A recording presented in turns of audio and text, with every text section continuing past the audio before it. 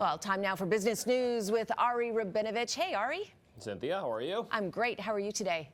Maybe not as good as Netflix has been doing lately. Okay, it started cracking down on password sharing last year, and we're starting to get an idea of what that means for the company's bottom line. And clearly, it's still working for them, Cynthia. So the first quarter results from Netflix are in just after the closing bell today. And it was definitely a big beat on expectations for profits, revenue, but especially for subscriber growth. So 9.33 million new subscribers just in the first quarter.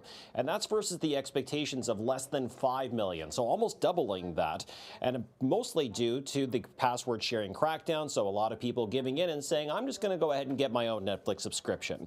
Now, profit and revenue, as I mentioned in the first quarter, did beat analyst estimates, but investors are not taking too well to the forward guidance for the second quarter. Although the profit outlook is higher than what they were predicting, Netflix says it expects the subscriber growth to slow down in the second quarter, mainly due to seasonality, but some have to wonder exactly when Netflix will hit peak subscriber growth. Maybe it's the signs of that actually happening that investors are responding to, Cynthia.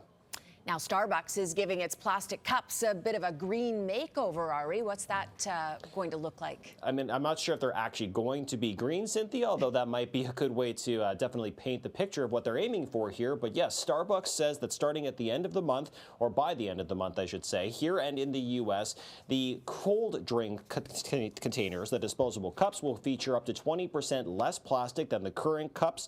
So it's a step forward for reducing waste. And Starbucks notes that about 3/4 of all cold drink sales, of all drink sales overall, actually, rather, in the U.S. are for cold drinks. So it definitely could put a dent in things, Cynthia.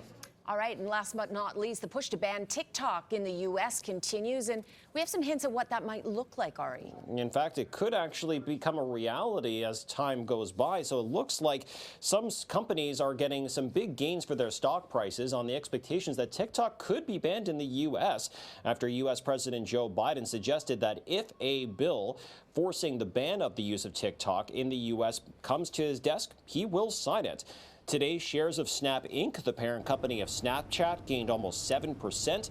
TikTok users may look to other options like that if it gets banned in the U.S., Cynthia, so only time will tell. Definitely, that will be interesting. Ari, thank you so very much for joining us today. Thank you, Cynthia.